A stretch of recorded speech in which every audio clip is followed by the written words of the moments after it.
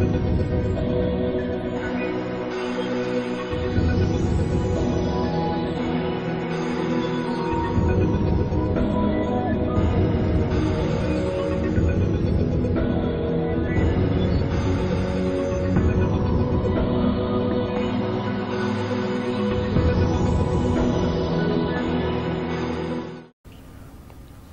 students, Assalamu alaikum. I welcome you all to the lecture number 27 of our module Global Marketing. Today's lecture is about global promotional strategies, where we will talk about how to promote our product and service globally. If you do remember, in our last lecture we have discussed about global advertising, which is part of global promotional strategies. So that was a brief introduction of how to promote our product, which we discussed in our last lecture. But today we will talk about it in detail. Before we proceed, let's have a look at what we discussed in our last lecture.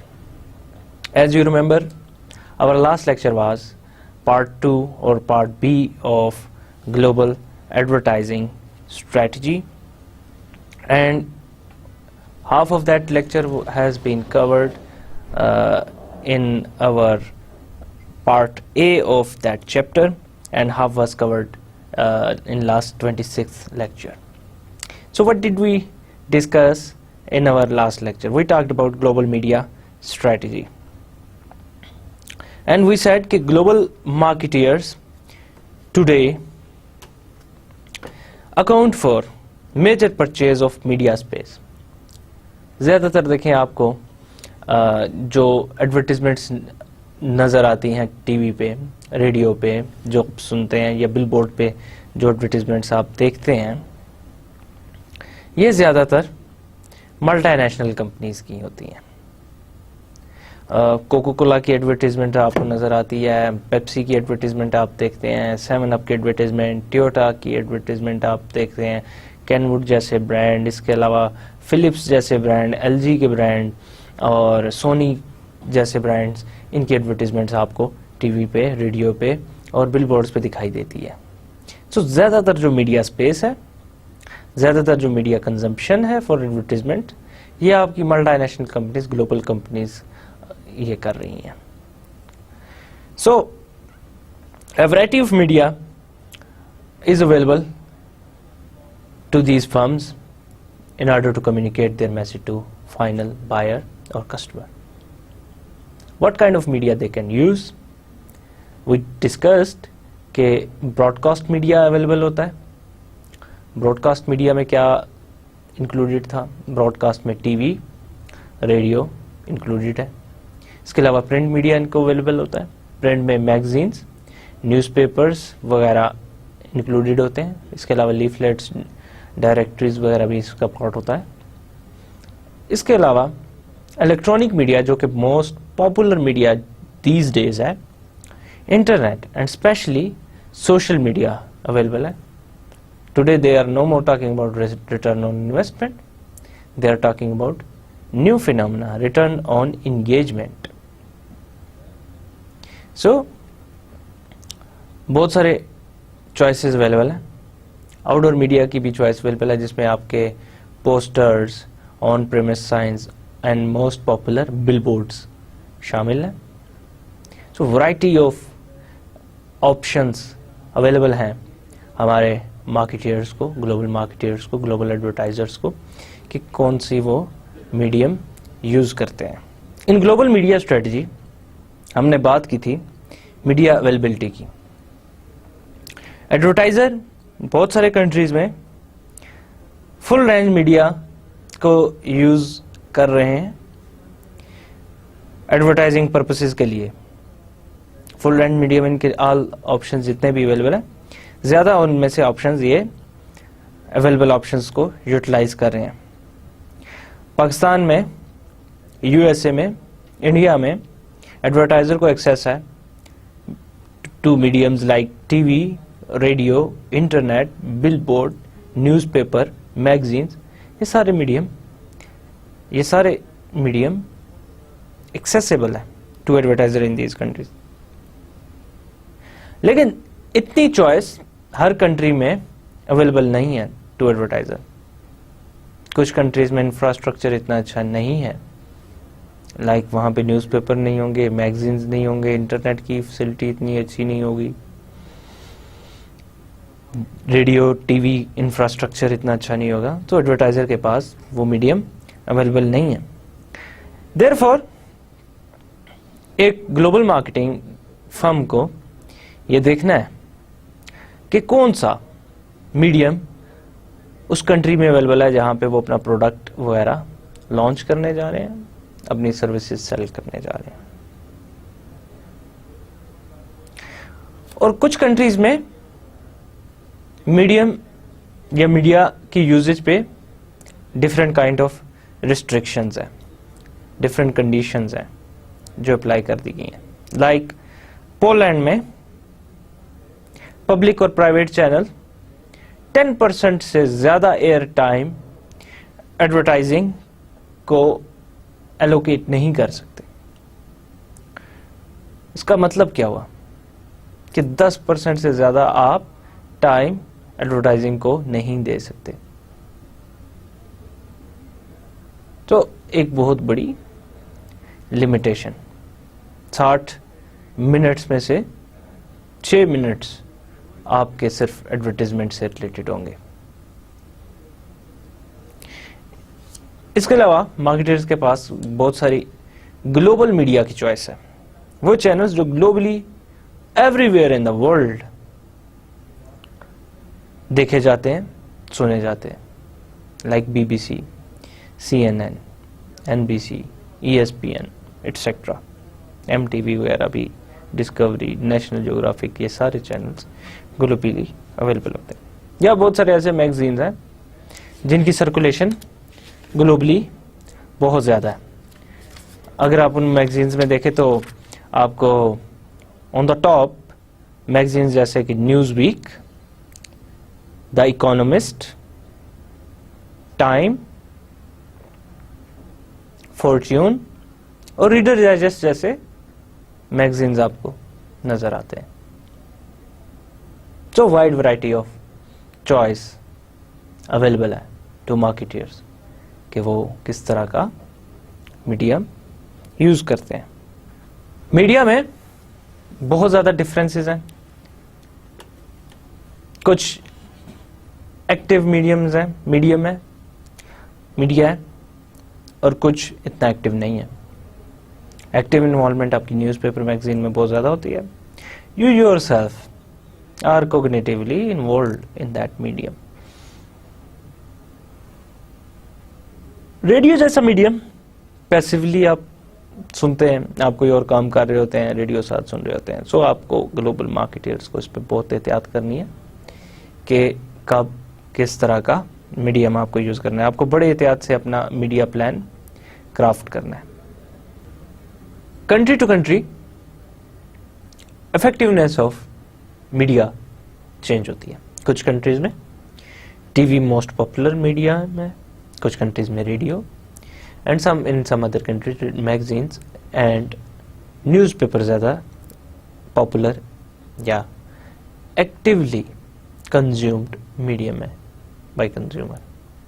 सो आपको ये देखना है कि कौन सा medium हमें use करना है। देन हमने सैटेलाइट टेलीविज़न पे ज़्यादा बात की थी, थोड़ी बहुत इस पे भी हमारी डिस्कशन हुई थी। हमने कहा था कि आजकल केबल नेटवर्क्स के through channels, cable channels everywhere in the world देखे जा रहे हैं। पाकिस्तान में भी एक्सेसिबिलिटी ऑफ दीज चैनल्स बहुत ज़्यादा है और इन चैनल्स पे गवर्नमेंट की रूल्स रेगुलेशंस इतनी ज़्यादा अप्लाई नहीं होती, बिकॉज ये सैटेलाइट चैनल होते हैं, लाइक डिस्कवरी है, national geographic, star sport, ESPN, animal planet, HBO वगैरह, ये सारे केबल चैनल्स या सैटेलाइट चैनल्स हैं। अब कंपनीज के लिए यहाँ पे बहुत बड़ी अपॉर्चुनिटीज़ हैं कि वो अपनी कमर्शियल इन चैनल्स में दिखा सकते हैं और वाइड वैरायटी ऑफ कंज्यूमर तक इन चैनल्स की एक्सेस होगी। For satellite shown commercials to be effective, company must be able to exploit global brand name and uniform logo. हमने इस पे बात की थी, आप अगर सैटेलाइट चैनल को यूज़ करना चाह रहे हैं तो आपका ग्लोबली रिनोन्ड ब्रांड नेम होना चाहिए और एवरीवेयर इन द वर्ल्ड उसको एक नाम से पहचाना जाए। ऐसा नहीं होना चाहिए कि जैसा कि यूके में वॉक्सल को वॉक्सल कहा जाता है और किसी और कंट्री में उसका नाम डिफरेंट है। उसका नाम एक ही होना चाहिए, एक ही ब्रांड नेम हो। लोगो उसका भी डिफरेंट नहीं होना चाहिए, सेम लोगो होना चाहिए। अब लेज, पाकिस्तान में लेज है, यूके में वॉकर्स है, इजिप्ट में चिप्सी के नाम से जाना जाता है। तो ग्लोबली रिनोन ब्रांड नेम नहीं है ये रीजनल लेवल पे अपने ब्रांड नेम को चेंज करते रहते हैं। अगर आपने सैटेलाइट चैनल यूज करना है तो आपका name all over the world same होना चाहिए, लोगो भी सेम होना चाहिए। देन हमने मीडिया हैबिट्स के बारे में थोड़े बहुत डिस्कशन की थी। इंटरनेशनल मार्केटर्स को डिफरेंट नेशनल मार्केट्स में मीडिया हैबिट्स भी कंसिडर करनी चाहिए जब वो डिसाइड कर रहे हों अबाउट परचेजिंग मीडिया या availability of media. Substantial difference exist करता है नेशन वाइड, वर्ल्ड वाइड, कि कैसे मीडिया हैबिट्स डेवलप करती है लोगों की और क्या मीडिया हैबिट्स हैं। और country to country media habits consumer की डिफरेंट हैं, चेंज होती हैं। डिफरेंट कल्चरल ट्रेड्स एक मीडियम को फेवर करते हैं on another medium regardless of penetration ratio या literacy level. Both the ownership और usage of television and radio and the readership of print media, जिसमें न्यूज़पेपर्स एंड मैगजीन्स इंक्लूडेड हैं, ये very करती है कंसिडरेबली एक कंट्री से दूसरे कंट्री पे। अब डेवलप्ड इंडस्ट्रियल नेशन वहाँ पे थ्री मेजर मीडिया कैरियर्स हैं, उन सब की पेनिट्रेशन बहुत ज़्यादा है, जिसमें आपका इलेक्ट्रॉनिक, ब्रॉडकास्ट और आपका प्रिंट मीडिया, तीनों की पेनिट्रेशन बहुत ज़्यादा है। डेवलपिंग कंट्रीज में fewer radio and television receivers per capita होते हैं एंड लोअर न्यूज़पेपर सर्कुलेशन होती है डेवलपिंग कंट्रीज में। सो ये लिमिटेड थोड़ा सा है मीडियम लाइक न्यूज़पेपर मैगजीन्स की सर्कुलेशन एंड मीडिया, सारे ये जो ब्रॉडकास्ट वगैरह मीडिया है ये भी ना वहाँ पे पेनिट्रेशन नहीं होती। लिटरेसी ऑफ कंट्री, ये सारी चीज़ें अफेक्ट करती हैं कि कौन सा मीडिया या मीडियम कंज्यूम कर रहे हैं आपका कस्टमर वगैरह। और ये आपको चेक करना पड़ेगा जब आप मूव करेंगे किसी भी कंट्री में कि what sort of media you should employ. Then हम शेड्यूलिंग इंटरनेशनल एडवर्टाइजिंग की भी हमने थोड़ी बहुत बात की थी। मीडिया एक्सपेंडिचर्स के बारे में कहा था कि ये बहुत ज़्यादा आप जब इंटरनेशनल जाते हैं तो ये पीक पर होते हैं, ये बहुत ज़्यादा इंक्रीज़ कर जाते हैं। अब इस पे काफ़ी हमारी बात हुई थी। देन हमने बात की थी कि you have to be careful about the holidays, national holidays like Christmas, Halloween, Easter, Eid, Ramzan में ये सारे आपको ओकेजन फेस्टिवल्स आपको देखने होंगे। देन आपको डिसाइड करना होगा कि कब हम अपना एडवर्टीजमेंट रन करें और उसकी बेस पे ही आपकी अर्निंग ज़्यादा होगी, आपकी रिटर्न ऑन इन्वेस्टमेंट ज़्यादा होगी। देन हमने organising the global advertising effort के ऊपर थोड़ी बहुत बात की थी। आपको याद होगा हमने सिलेक्शन ऑफ एडवर्टाइजिंग एजेंसीज के ऊपर थोड़ी सी डिस्कशन की थी, जिसमें हमने कहा था कि डोमेस्टिक एजेंसीज होती हैं, लोकल एजेंसीज होती हैं और इंटरनेशनल एडवर्टाइजिंग नेटवर्क्स होते हैं। डोमेस्टिक एजेंसी के जिस कंट्री में आप जा रहे हैं उस कंट्री में आप अपने कंट्री की, जिस कंट्री की आपकी फर्म है वहाँ की डोमेस्टिक एजेंसी आप यूज़ करें।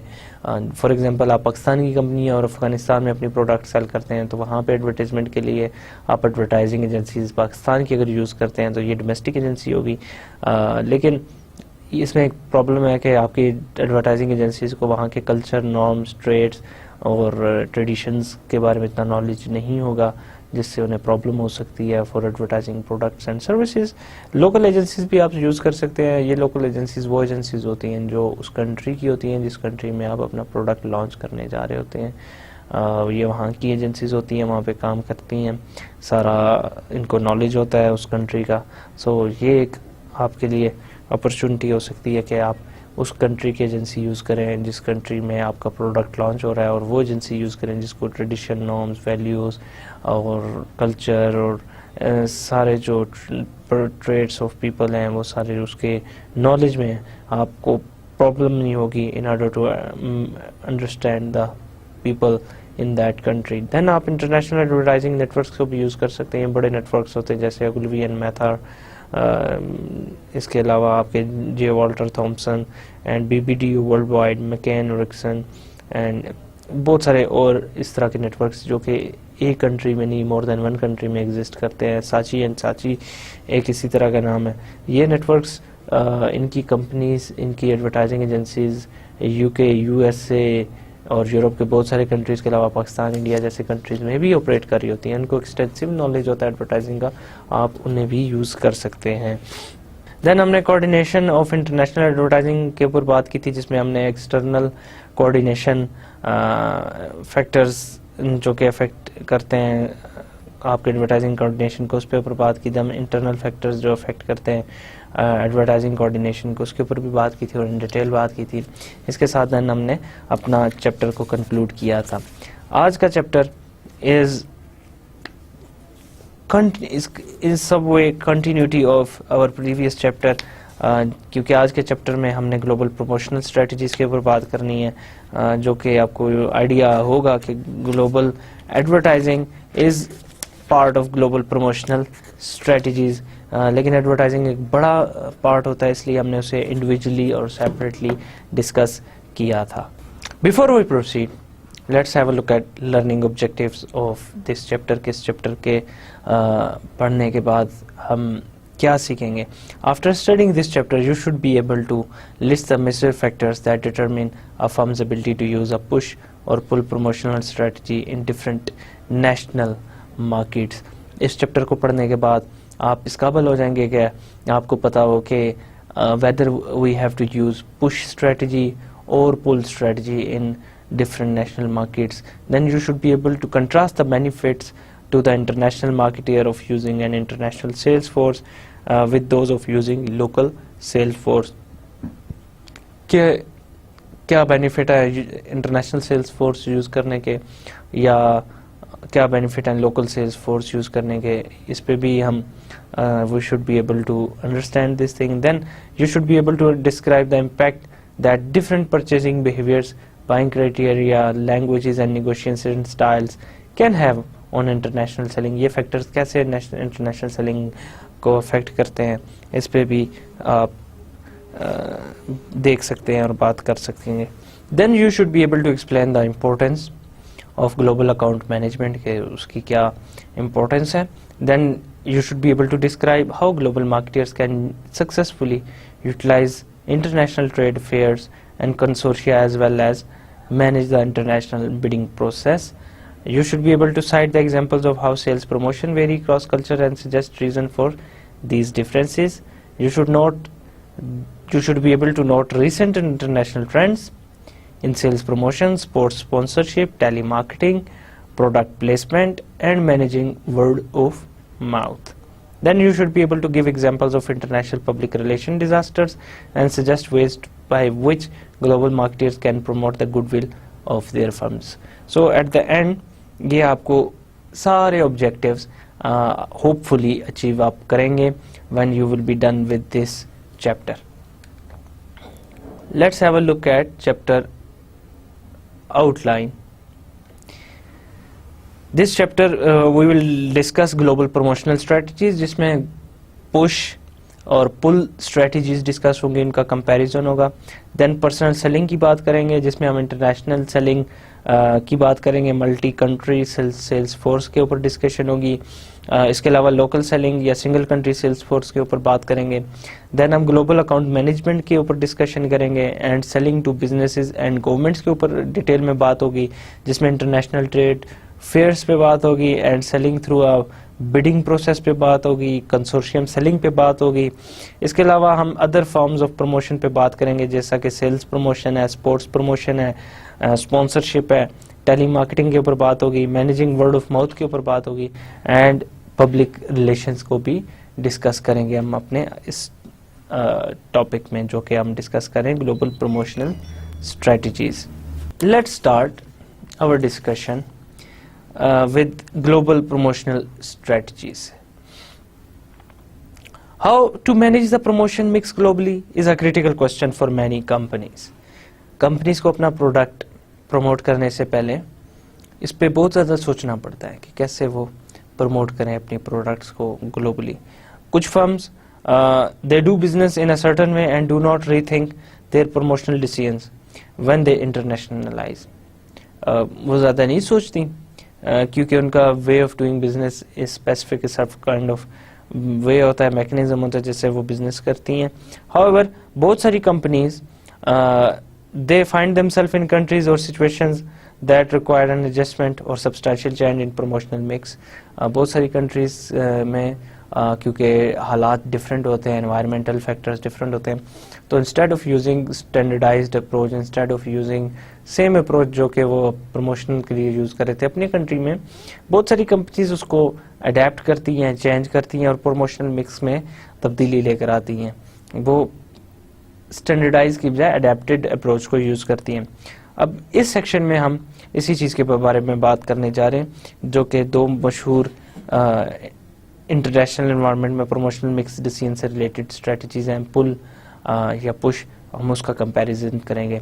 पुश वर्सेस पुल स्ट्रेटजीज बहुत पॉपुलर एडवर्टाइजिंग में भी, प्रमोशन में भी, और इनमें डिफरेंट क्या होता है। Pull strategy is characterised by relatively greater dependence on promotion including sales promotion and advertising. ये बहुत ज़्यादा इसकी डिपेंडेंस होती है सेल्स फोर्स और सेल्स प्रमोशन और एडवर्टाइजिंग पे, note the sales force. It is directed at the final buyer और end user for a product और सर्विस, और डायरेक्टली ये टारगेट कर रही होती है एंड यूज़र को, एंड बायर को for the selling of product और सर्विसेज। अब होता क्या है इसमें, पुल कैंपेन्स जो हैं ये टिपिकली फॉर कंज्यूमर गुड्स के लिए होती हैं जो कि टारगेट करती हैं लार्ज नंबर ऑफ कंज्यूमर्स को। ये ऐसा इंडिविजुअल कस्टमर के लिए नहीं होती, 1 to 1 नहीं होती, ये 1 to many होती है। एक ऐड आपको पता है कि एक शख्स नहीं देखता बल्कि पब्लिक पूरी देखती है। आप टीवी पे जो ऐड देखते हैं इट डजंट मीन कि वो सिर्फ आपके लिए है, वो hundreds and thousands and millions of people के लिए होता है जो उस कंट्री में या जो टीवी वगैरह को देख रहे होते हैं या बिलबोर्ड वगैरह न्यूज़पेपर को पढ़ रहे होते हैं। पुल campaigns are usually advisable when the product is widely used by consumers, when the channel is long, and when the product is not very complex, and when self-service is predominant shopping behavior. अब यहाँ पे पुल strategy उसी वक्त use होती है जब product बहुत सारे लोग यूज़ कर रहे होते हैं। ये ऐसा नहीं है कि वो प्रोडक्ट 1-2 लोग यूज़ कर रहे होंगे, वहाँ पे आप इंस्टेड ऑफ एडवर्टाइजिंग आप कोई और मीडियम यूज़ करते हैं। लेकिन जब बहुत सारे लोग यूज़ कर रहे हो, जब प्रोडक्ट बहुत सारे लोगों के नीड हो, तो वहाँ पे आप पुल स्ट्रेटजी यूज़ करते हैं। आप चैनल अगर लॉन्ग है, for example buying channel like distributor, wholesalers, retailers, agents, brokers, इतना बड़ा चैनल है तो वहाँ पे भी आप पुल स्ट्रेटजी यूज़ करेंगे। प्रोडक्ट अगर कम्प्लेक्स नहीं है तब आप पुल स्ट्रेटजी यूज़ करते हैं, क्योंकि कम्प्लेक्स प्रोडक्ट अगर होगी तो उसको एडवर्टीजमेंट में मैसेज को कन्वे करना थ्रू एडवर्टीजमेंट वो मुश्किल होता है, सेल्स प्रमोशन के थ्रू मैसेज कन्वे करना मुश्किल होता है। तो वहाँ पे आप कम्प्लेक्स अगर नहीं है तो इजी होगा आपके लिए यूज़ करना एडवर्टीजमेंट वगैरह, तो ये भी पुल स्ट्रेटजी का पार्ट होता है। एंड जब self service is predominant shopping behaviour, आप खुद जाते हैं, परचेज करते हैं प्रोडक्ट और टिल पे लाकर रखते हैं जहाँ पे सेल्स पर्सन आपको बिल वगैरह चार्ज कर देता है, ऐसी सिचुएशन में भी आपकी पुल स्ट्रेटजी ज़्यादा डोमिनेट करती है और वो सेंसेबल स्ट्रेटजी है। पुल में होता क्या है कि कस्टमर खुद डिमांड करता है प्रोडक्ट को, कस्टमर खुद परचेज करता है प्रोडक्ट को। मार्केटियर्स उठ के मजबूर नहीं करते कस्टमर को कि वो बाय करे, मार्केटियर्स उठ के नहीं जाते कस्टमर के पास, बल्कि कस्टमर रिटेल आउटलेट में खुद लेने के लिए आता है, वो खुद खींचता है प्रोडक्ट को। इसको इसलिए पुल स्ट्रेटजी कहते हैं। इंक्रीज्ड और decreased reliance on pull campaigns for global market depends on number of factors. बहुत सारे फैक्टर्स पे डिपेंड करता है कि आप वेदर बहुत ज़्यादा रिलाई करेंगे पुल स्ट्रेटजी पे या नहीं करेंगे। इसमें most important are access to advertising media, channel length and the leverage the company has with the distribution channel. इसमें सबसे ज़्यादा इम्पोर्टेंट वही है जो हम डिस्कस कर चुके हैं कि नंबर ऑफ कस्टमर कितना है जो यूज़ कर रहा है, चैनल कितना लंबा है, प्रोडक्ट कितनी कम्प्लेक्स है और डिस्ट्रीब्यूशन के ऊपर कितना होल्ड है आपकी कंपनी को। मार्केटर्स जो कि अकस्टम्ड होते हैं to having a large number of media available may find the choices limited in overseas markets. बहुत सारी कंपनीज जो बाहर से आती हैं, जो मल्टीनेशनल होती हैं, वो किसी एक कंट्री में तो मे भी कस्टम्ड हों के कौन सी मीडिया यूज़ करना है, बट कंट्री किसी और में वो उनको इतनी वहाँ पे फ्रीडम में भी ना हासिल हो, वहाँ पे उनको इतनी चॉइस में भी ना हासिल हो। For many products, pull campaign, they rely heavily on advertising work only if access to electronic media, particularly television, is available. अब pull strategy ज़्यादातर एडवर्टाइजिंग यूज़ करती है और बहुत ज़्यादा इसका रिलाय होता है टीवी पे। अब ये अगर आपने किसी उस कंट्री में गए जहाँ पे आपको अवेलेबल नहीं है टेलीविज़न मीडिया, या बहुत ज़्यादा जो लोग हैं वहाँ पे उस कंट्री में वो कोई और मीडियम यूज़ करते हैं इंस्टेड ऑफ टेलीविजन, तो वहाँ पे आपको थोड़ी सी डिफ़िकल्टी हो सकती है पुल स्ट्रेटजी को यूज़ करते हुए, क्योंकि टीवी तो आपकी एक्सेस से बाहर हो गया, वो आप यूज़ नहीं कर सकते। अगर टीवी यूज़ नहीं कर सकते, कंज्यूमर तक मैसेज नहीं पहुँचा सकते, और अगर कंज्यूमर तक मैसेज नहीं पहुँचा सकते इजीली, तो कंज्यूमर रिटेलर के पास जाके, रिटेल आउटलेट में, ग्रोसरी शॉप्स में जाके वो डिमांड नहीं करेगा प्रोडक्ट्स को। In some countries, access to those media is restricted through time limits imposed by governments। जैसे कि हमने बात की थी पोलैंड के बारे में कि वहाँ पे 10% से ज़्यादा टाइम आप एडवर्टीजमेंट को एलोकेट नहीं कर सकते। बहुत सारे कंट्रीज़ में डिफरेंट रिस्ट्रिक्शंस हैं इन मीडिया पे, सो वहाँ पे आपको पुल स्ट्रेटजी यूज़ करते हुए थोड़ा सा वहाँ पे प्रॉब्लम आपको फेस करना पड़ता है। नतीजतन क्या होता है, कंपनीज़ के लिए डिफ़िकल्ट हो जाता है to duplicate their promotional strategies, जो कि वो किसी एक कंट्री में यूज़ कर रहे हैं वैसी ही प्रमोशनल स्ट्रेटजी किसी और कंट्री में यूज़ करना उनके लिए प्रॉब्लमेटिक हो जाता है और डिफ़िकल्ट हो जाता है, और कंपनीज़ फेस करती हैं प्रॉब्लम्स, और companies have to think about other ways to promote their product, other ways to create a pull.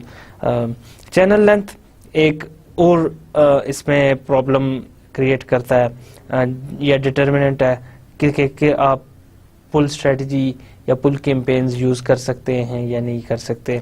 Companies in consumer markets often face long channels.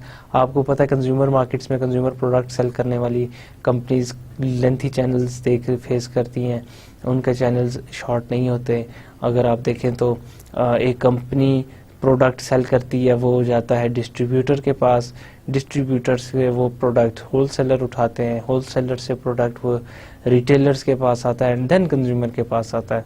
और बहुत सारी प्रोडक्ट्स के लिए बीच में एजेंट्स एंड ब्रोकर्स भी इन्वॉल्व हो जाते हैं। कम्प्लेक्स अगर प्रोडक्ट्स हैं तो वो भी इन्वॉल्व हो जाते हैं, चैनल की लेंथ ज़्यादा हो जाती है। So companies in consumer market वो लॉन्ग चैनल्स को फेस करती हैं। As a result they try to overcome channel inertia by aiming their promotional directly at end consumer. अब चैनल जितना लंबा होगा प्रोडक्ट उतना ही आस्ता उसमें से गुजरता है। अब उसको कैसे प्रोडक्ट की पैसेज फ्रॉम द चैनल को तेज़ की जा सकती है, उसके लिए वो यूज़ करते हैं पुल स्ट्रेटजीज।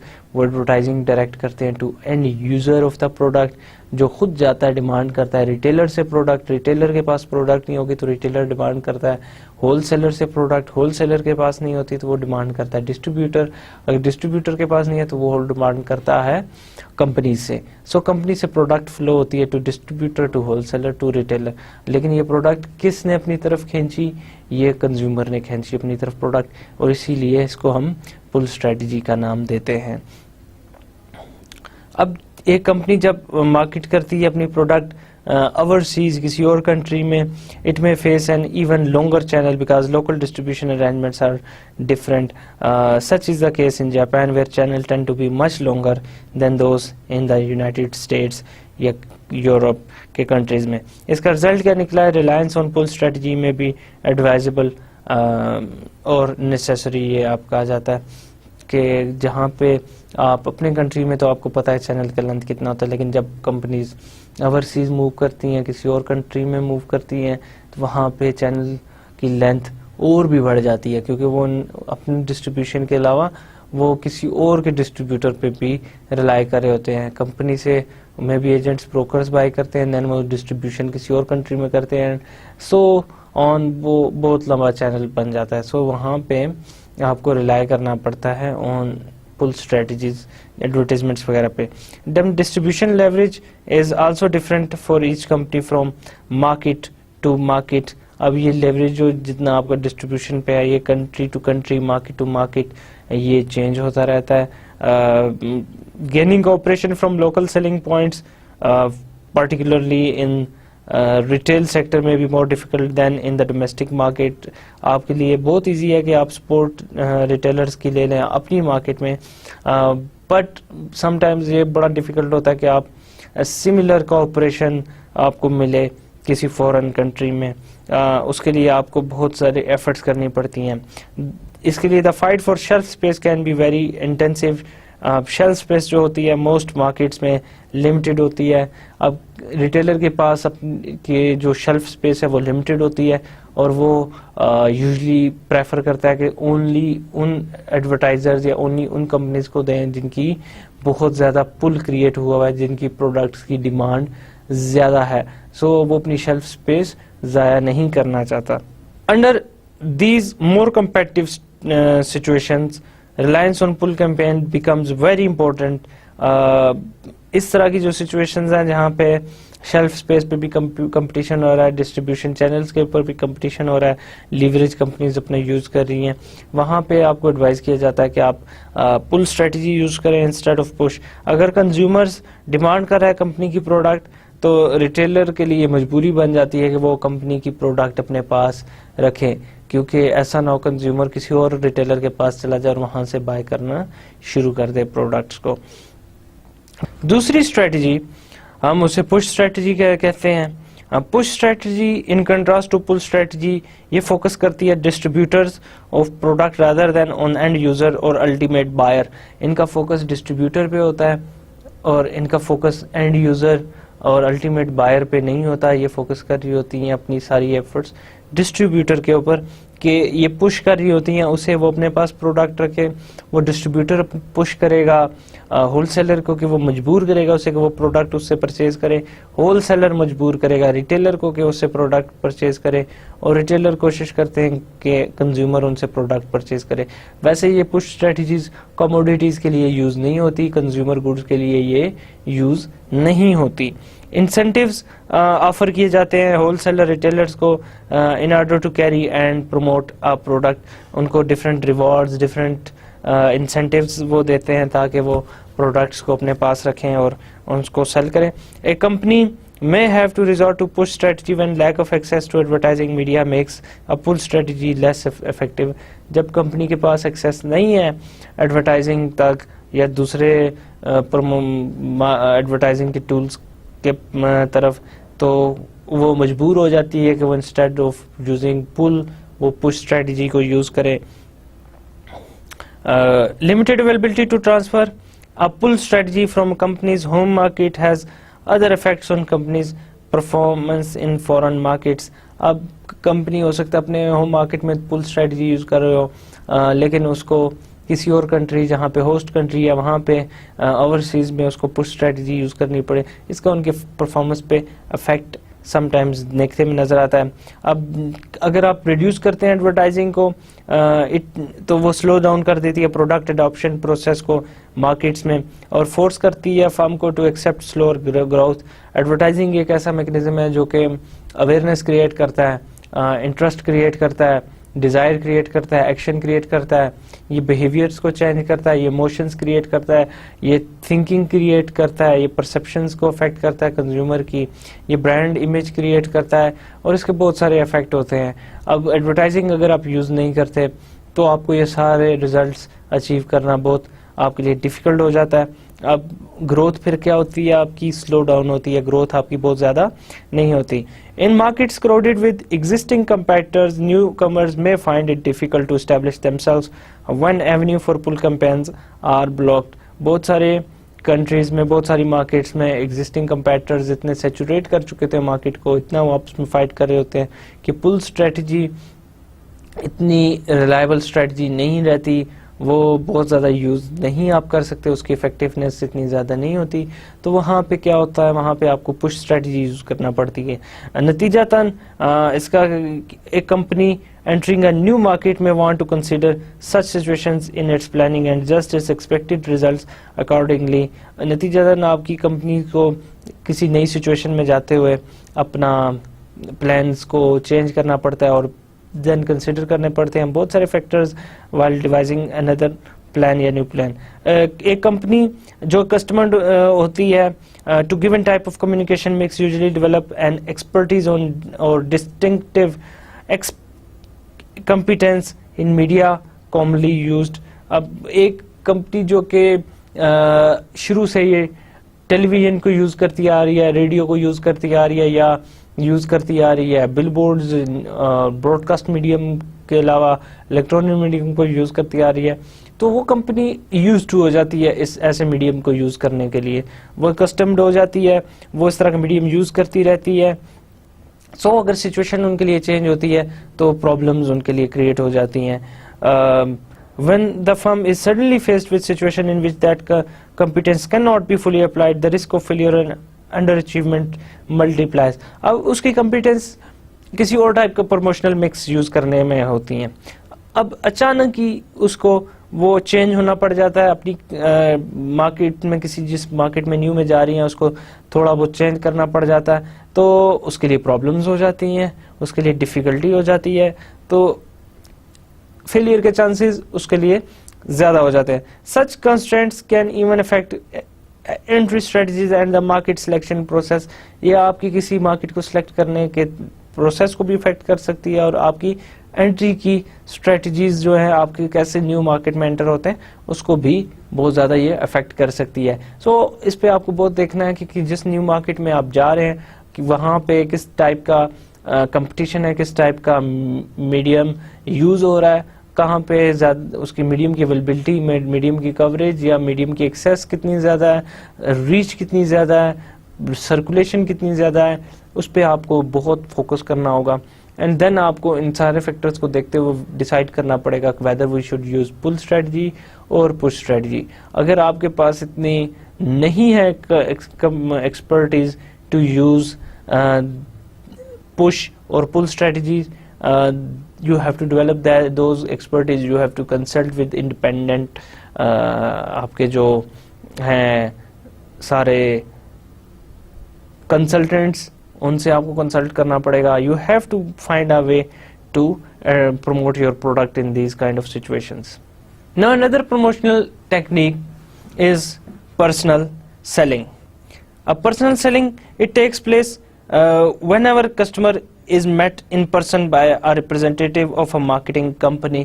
जब आप की कंपनी का सेल्स पर्सन खुद जाके किसी कस्टमर से मिलता है, किसी क्लाइंट से मिलता है, तो उसको हम पर्सनल सेलिंग कहते हैं। जब कंपनी का रिप्रेजेंटेटिव इन पर्सन जाके कस्टमर को डिटेल में प्रोडक्ट का इंट्रोडक्शन कराता है, उसको प्रमोट करता है, उसको कन्विंस करने की कोशिश करता है कि this product is very good and it is very beneficial to you and it meets all the requirements जो आपकी हैं एंड आपकी नीड को ये सेटिस्फाई करेगा। सो देन हम उसको पर्सनल सेलिंग कहते हैं। When doing business globally, companies must meet customers या कंज्यूमर्स फ्रॉम डिफरेंट कंट्रीज।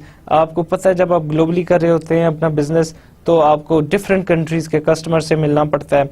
अब ये जो इंडिविजुअल्स होते हैं, they may be used to different business customs and will often speak a different language.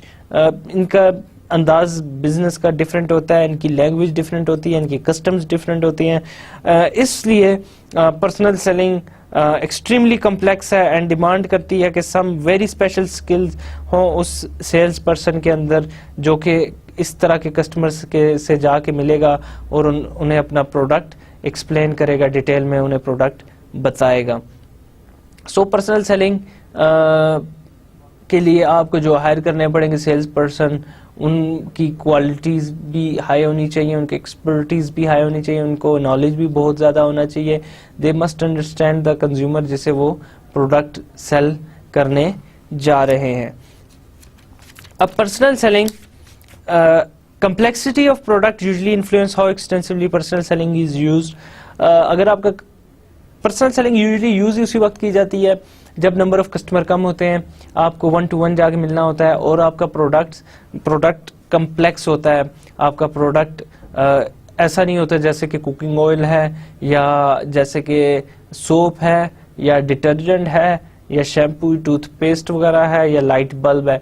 वो बड़े कम्प्लेक्स प्रोडक्ट होते हैं जैसे कि जनरेटर्स हैं, अर्थ मूविंग इक्विपमेंट है, हैवी मशीनरी है और इलेक्ट्रॉनिक्स गुड जो बहुत सोफिस्टिकेटेड हैं। उस तरह की चीज़ हो तो वहाँ पे पर्सनल सेलिंग यूज होती है।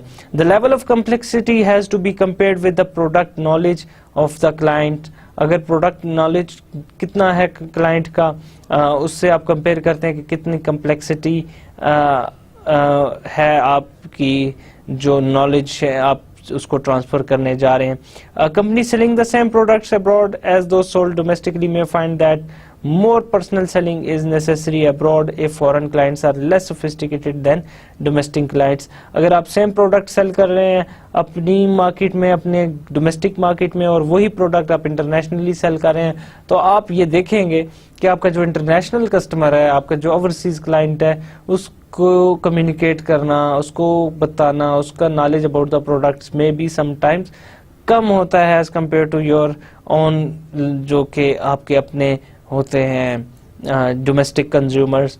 अब यूएस का इन द यूनाइटेड एक यूएस की कंपनी जो कि यूनाइटेड स्टेट्स की कंपनी है, वो same amount of personal selling में भी यूरोप में यूज करे as it does in United States, जितनी वो यूनाइटेड स्टेट्स में यूज कर रही है।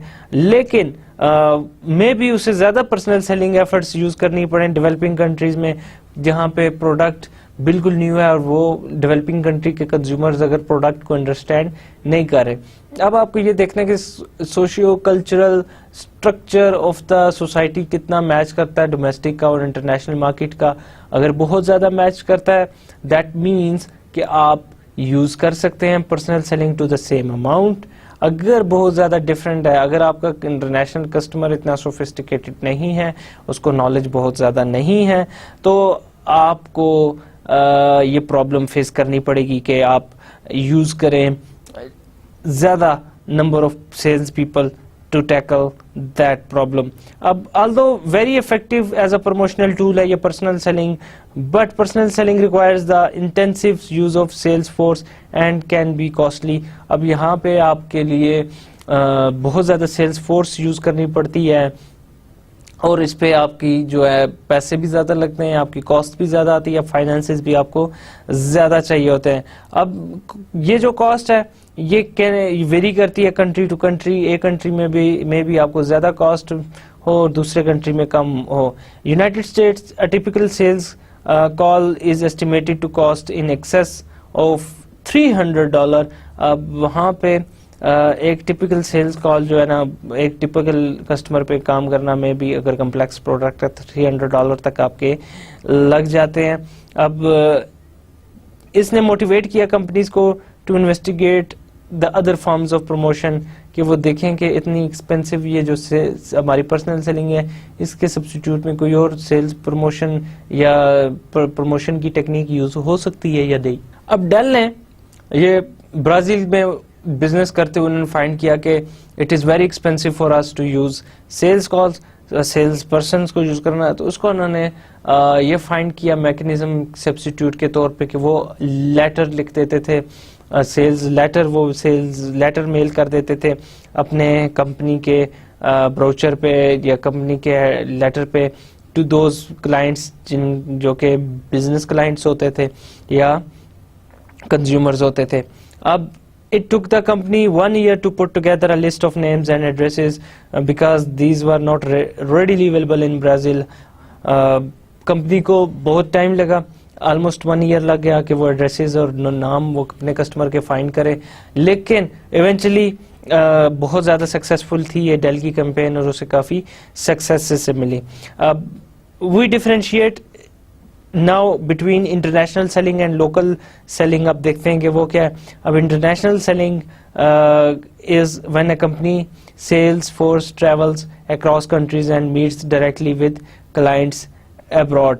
जब वो आपकी कंपनी की sales force country to country travel करती है और बाहर जाके ओवरसीज क्लाइंट से मिलती है तो इंटरनेशनल वो सेलिंग कहते हैं. अब दिस टाइप ऑफ सेलिंग में you require special skills of being able to manage within several cultures. आपको आइडिया होना चाहिए कि क्या कल्चरल डिफरेंस है जब आप एक कंट्री से दूसरी कंट्री में मूव हो रहे हैं अपना प्रोडक्ट को सेल करने के लिए. सो यहाँ पे वो वाला सेल्स पर्सन यूज करना पड़ेगा आपको जिसको इंटरनेशनली डिफरेंट कल्चर्स के बारे में बहुत ज़्यादा उसको नॉलेज होगा. देन लोकल सेलिंग में company organizes and staffs are local sales force जो कि मेड अप होती है of local national to do selling in that country. आप उस कंट्री में सेल करने के लिए आप लोकल सेल्स फोर्स हायर करते हो जो कि उस कंट्री के रेजिडेंट होते हैं, जिन्हें आइडिया होता है, नॉलेज होता है about the culture and traditions of that country. अब local selling they different problems जो है अराइज होती हैं in managing and operating local sales force then managing multi-country sales person. अब एक कंट्री के लोकल सेलिंग के लिए जो आप सेल्स फोर्स हायर करेगा उसके अपने प्रोज एंड कॉन्स हैं as compare to hiring multi country sales person जो कि बहुत ज़्यादा कंट्रीज में जाके किसी और कंट्री में भी जाके सेलिंग कर सकते हैं या कर रहे होते हैं. इंटरनेशनल सेलिंग या मल्टी कंट्री सेल्स फोर्स पे थोड़ा सा हम देख रहे थे, इस पे डिस्कशन कर रहे थे. The job of international sales person seems glamorous. ये आपको शायद बहुत ग्लैमरस लग रहा हो कि वो एक कंट्री से दूसरे कंट्री में ट्रैवल करके जाते हैं और अच्छे होटल्स में उनका स्टे होता है और इन्जॉय करते हैं, एंटरटेनमेंट बहुत ज़्यादा करते हैं. आप समझते होंगे कि प्रोफेशनल जो कि बहुत ज़्यादा फ्रीक्वेंटली ट्रैवल करते हैं अब्रॉड या विजिट कर रहे होते हैं लार्ज नंबर ऑफ कंट्रीज, मिल रहे होते हैं बिजनेस पीपल को जो कि वेरियस बैकग्राउंड के हैं. इसमें बहुत मज़ा आता होगा, बहुत इजी काम है और इस पे फन ही फन है और इंटरटेनमेंट है बहुत ज़्यादा और इन्जॉयमेंट बहुत ज़्यादा आप कर सकते हैं. लेकिन दिस टाइप ऑफ वर्क बहुत ज़्यादा डिमांडिंग होता है और इसमें बहुत unique set of skills required होते हैं.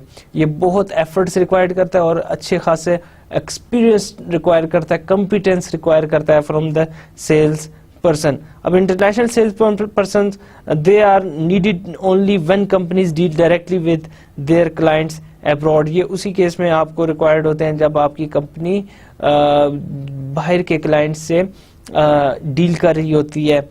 This is usually the case of industrial equipment or business services that is rarely required by consumer or for consumer products or services. अब international sales people बड़ी heavy machinery, industrial goods, industrial equipment, plants और इस तरह की चीज़ों को sell करने के लिए required होते हैं as compared to selling soda water और shampoo और detergent. अब इसका नतीजा क्या निकलता है? For our purpose, international sales will be described in the context of industrial selling. Purchasing behavior, इनका different buying criteria, language और इस तरह के बहुत सारे criteria के base पे हम decide करते हैं whether to use international selling और local selling. अब purchasing behavior in business to business selling, one of the most important part of the job consists of identifying buying units in the client company. आपको B2B selling में सबसे पहले तो आपने ये identify करना है कि कौन से लोग हैं जो कि buy करते हैं product या buying unit है, कौन से procurement करने वाले लोग, कौन से हैं जो डिसीजन लेते हैं अबाउट बाइंग प्रोडक्ट और सेलिंग. अब ये जो बाइंग यूनिट्स होती हैं they could be consisted of all persons who have input into the buying decision. ये वो लोग होते हैं बाइंग यूनिट्स जिनकी ओपिनियन की बेस पे प्रोडक्ट परचेज की जाती है. ये अफेक्ट कर सकते हैं प्रोडक्ट की परचेज को. आपके घर में बाइंग यूनिट्स आपके वालिदैन हो सकते हैं या आप भी उसमें इंक्लूडेड हो सकते हैं। अब सेलर्स के लिए बहुत इंपॉर्टेंट है कि वो लोकेट करें और डिसीजन मेकर्स को एक्सेस करें जो कि डिफरेंट पोजीशंस होल्ड करते हैं कंपनी टू कंपनी में और फ्रॉम कंट्री टू कंट्री। सो आपके लिए बहुत इंपॉर्टेंट होगा आप फाइंड करें कि वो कौन से लोग हैं जो कि डिसीजन लेते हैं about buying a product from any vendor. बहुत सारे डिफरेंट कंट्रीज में द परचेजिंग मैनेजर में have different responsibilities and engineers may play a greater or lesser role in buying a product or service. Buying decisions are often more centralized in many Asian and Latin जो के firms होती हैं वहाँ पे ज़्यादा centralized होते हैं, everybody usually involved नहीं होता, कंपनी के कुछ लोग इन्वॉल्व होते हैं। इन मोस्ट केसेस ऑनर जो कि फर्म का होता है यूजुअली वही होता है involve and final buying decision वो लेता है जिसकी वो कंपनी होती है। और बहुत सारे केसेस में gaining access to top management may not be easy and may cost delays, क्योंकि टॉप मैनेजमेंट में सीईओ और डायरेक्टर्स वगैरह होते हैं, बड़े जनरल मैनेजर्स होते हैं, जनरल मैनेजर्स काइंड ऑफ, वहाँ तक एक्सेस करना उनको अप्रोच करना इतना इजी नहीं होता उनके पास क्योंकि इतना टाइम नहीं होता। इवन कि यूरोप में the time between first sales call and the purchase can be 50% longer than United States. Europe में भी यूनाइटेड स्टेट्स से ज़्यादा डिफरेंस है। आप जब कॉल करते हैं और जब वो फाइनल परचेज होती है the time could be 50% more as compare to United States. अब सेल्स टाइम जापान में भी इसका लॉन्गर होता है क्योंकि जापान में एम्फेसिस किया जाता है कंसेंसस पे, वहाँ पे एम्फेसिस किया जाता है कि कितना ज़्यादा वहाँ पे इत्फाक राय होगा on buying in buying units. जब तक वो नहीं होता तब तक वो उसको बाय नहीं करते। Members of buying unit will want to explore and debate alternatives while striving for a sense of unity and collegiality among themselves। ये आपस में डिबेट करते हैं, आपस में डिस्कस करते हैं एंड सेंस ऑफ यूनिटी और as a good colleague working भी आप यस उसको अपने मद्देनज़र रखते हैं। तब ये डिसाइड करते हैं after meeting all these differences, after meeting all these problems कि whether we have to buy और डिस्कार्ड द प्रोडक्ट। अब बाइंग क्राइटेरिया क्या है जी? How product vendors are selected में वेरी मार्केट टू मार्केट। कैसे प्रोडक्ट जो सप्लाई कर रहे हैं या सेल कर रहे हैं वो कैसे सिलेक्ट किए जाते हैं, ये मार्केट टू मार्केट वेरी करता है। इन इंटरनेशनल जो कि in addition to different purchasing patterns के कैसे परचेज करते हैं, बाइंग परचेजिंग बिहेवियर क्या है कंपनी का। The international sales person may have to deal with different decision criteria और objectives on the part of purchasers कि क्या क्राइटेरिया क्या ऑब्जेक्टिव्स अचीव करना चाहता है आपका परचेजर या कंज्यूमर, उसको भी आपने मीट करना होता है, एक्सेस करना होता है। बायर्स और users of industrial products in different countries में expect to maximise different goals. Different countries में बायर्स के डिफरेंट गोल्स होते हैं जो कि वो अचीव करना चाहते हैं। एग्जांपल के तौर पे Sealed Air had difficulty convincing businesses in Taiwan to purchase more expensive packaging system to protect their products during shipping. Even though these system had proved cost effective in avoiding breakage, अब एक company जो कि sealed air थी उसे बहुत difficulty हुई Taiwan में कि वो अपनी पैकेजिंग को सेल कर सके टू कंपनीज और उन्हें कन्विंस कर सके कि यार ये प्रोटेक्टेड वे है, वेरी गुड वे है in order to sell the product और इससे प्रोडक्ट ब्रेक नहीं होगी। ये आप यूज करें पैकेजिंग और सेफली अपनी प्रोडक्ट को अवॉइड करें ब्रेकेज को उसका। Unlike buyers in other markets, Chinese manufacture focused almost exclusively on purchase price of the packaging. अब बहुत सारी कंट्रीज में मे बी वो प्रोडक्ट की क्वालिटीज और फीचर्स पे फोकस कर रहे हो, लेकिन ताइवानीज जो बायर्स थे उनका buying criteria was based on price of the packaging, कितनी सस्ती हमें ये पैकेजिंग मिलेगी। Then language is also important, very important factor, जो कि it is very important of knowing the local language for the sales people.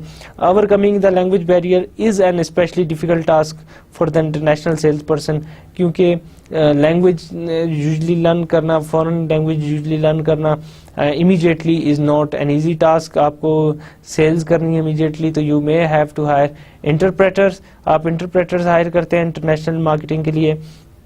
Different societies apply different forms of address use or avoid certain body language and feel differently about appropriateness of showing emotions. अब country to country ये very करता है कि आप किस तरह के language use करें, किस तरह के signals use करें, किस तरह की ways of expressing emotions को use करें. Body language आपकी क्या हो, क्या अच्छा है way of talking and क्या बुरा है. Certain societies are low context cultures wherein the meaning of words are explicit and other societies जो कि हैं वो high context cultures हैं जहाँ पे meaning of words implicit होते हैं और change होते रहते हैं according to who speaks them as well as when and where they are spoken. अब low context culture या पाकिस्तान इंडिया हो गया, ये आप पहले भी बात कर चुके हैं हम इसके बारे में अपने किसी और लेक्चर में.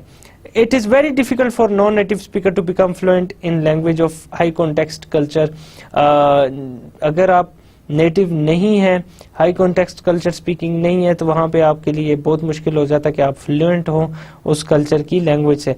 Of course the personal selling effort is markedly enhanced if the salesperson speaks the language of customer, but for many industries dependence on the local language is not so strong today as it was just 1 or 2 decades ago. ये बहुत important होता है कि आपका sales person local language से aware हो, वो बोल सकता हो, लेकिन आज ये ट्रेंड चेंज होता जा रहा है बिकॉज एक कॉमन लैंग्वेज आपको नजर आ रही है, दैट इज इंग्लिश. बहुत ज़्यादा इस पे फोकस किया जा रहा है. For many sophisticated product like electronics या aerospace, English is the language spoken by most customers. अब वो उसको यूज कर रहे हैं और उस पे अपनी प्रोडक्ट्स को यूजली सेल करने में यूज करते हैं. Consequently, with more and more executive speaking English in many countries, many firms can market their products directly without local intermediaries. अब बहुत सारी कंट्रीज में क्योंकि इंग्लिश लैंग्वेज टॉप के जो एग्जेक्टिव्स होते हैं वो बोल सकते हैं, इसलिए यूजुअली जो लैंग्वेज वो यूज़ करते हैं वो इंग्लिश ही होती है. इंग्लिश वाइडली स्पोकन ये लैंग्वेज है यूरोप में एंड लीडिंग सेकंड लैंग्वेज है एशिया में एंड लैटिन अमेरिका में. Consequently the ability to speak number of foreign language is less of a necessary. अब ये इतना ज़रूरी नहीं है कि आप बहुत सारी लैंग्वेजेस जानते हो, क्योंकि अब इंग्लिश एक ऐसी लैंग्वेज बन चुकी है जो वाइडली स्पीक की जाती है all over the world.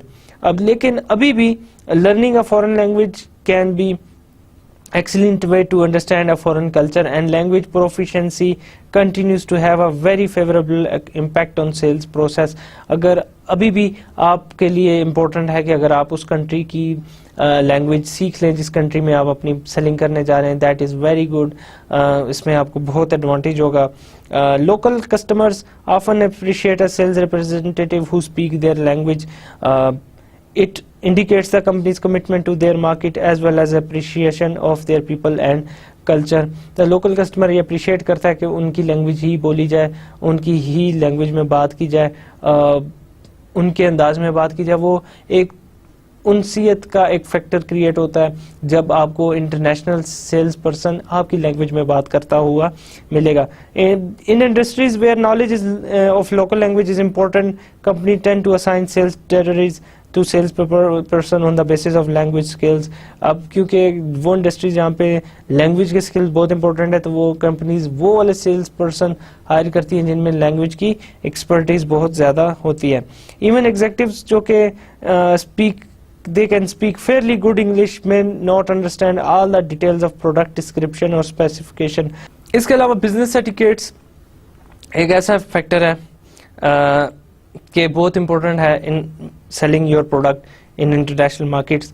How and when appointments and introductions are made, if gifts are presented, attending sales banquets and other social business occasions, ये सारा बहुत important है for the international marketers in order to promote their product internationally. Global marketers selling to many markets are likely to encounter a diverse set of business practices as they move from one country to other country.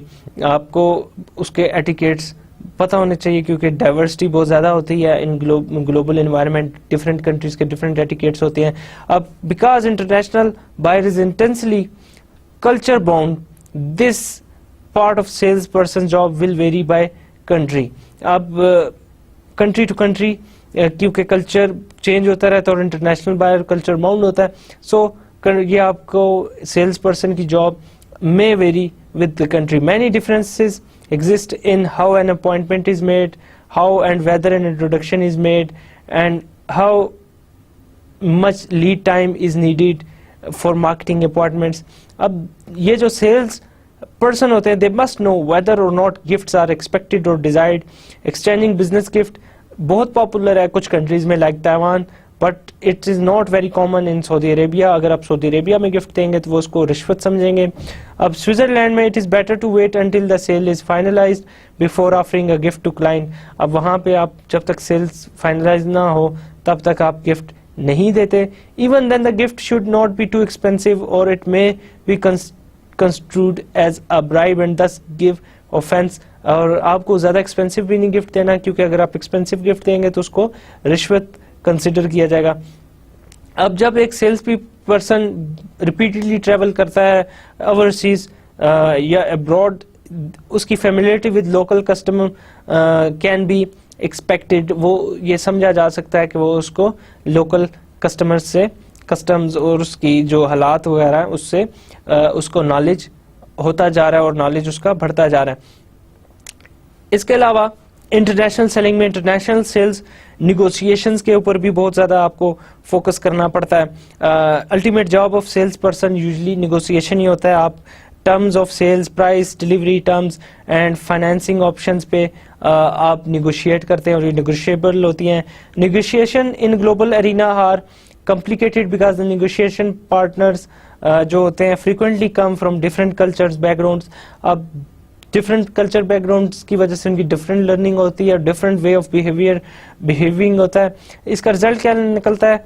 Misunderstandings होती है, मिसजजमेंट्स होती हैं और misunderstanding और misjudgement की वजह से बहुत सारी प्रॉब्लम्स हो सकती हैं। To maximise this their effectiveness in these often difficult and problematic negotiations situations पे international sales person must be attune to cultural differences के बारे में इंटरनेशनल सेल्स पीपल को बहुत ज़्यादा नॉलेज होना चाहिए।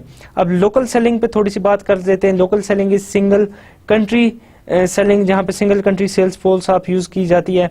अब role of local sales force क्या होता है?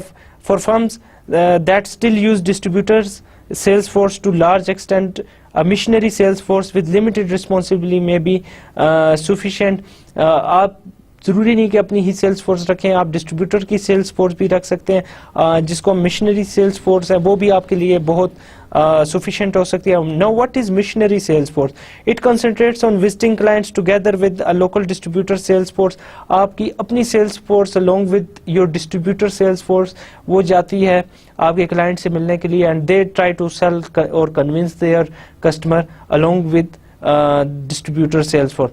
Then we see that local selling में आपकी सेल्स फोर्स जो लोकल है उस यूज करने का बहुत आपको बेनिफिट होता है। Like they are customed to culture, they are custom to language, they are custom to tradition of that country. So instead of keeping your own larger sale force, it is important कि आप कम अपने sales person रखें and you can use other sales people from your distributor. Usually company owns local sales force भी होती है, उसके different advantages हैं कि उनका नॉलेज अबाउट द प्रोडक्ट, उनकी एक्सपर्टीज बहुत ज़्यादा होगी, बट उसके साथ साथ डिसएडवांटेजेस भी होते हैं कि आपकी कॉस्ट भी इंक्रीज कर जाती है।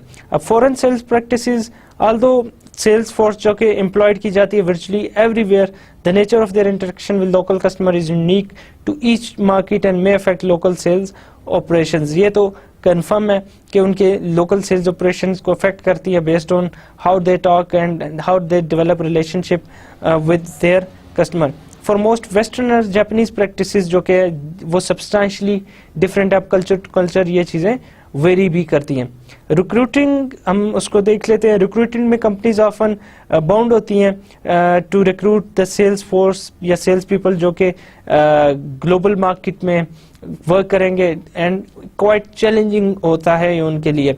अब डेवलप्ड कंट्रीज में आपको क्वालिफाइड सेल्स पीपल अवेलेबल होते हैं, but in undeveloped countries, under developing countries या डेवलपिंग कंट्रीज में वो डिफिकल्ट होता है। You have to train them after recruitment.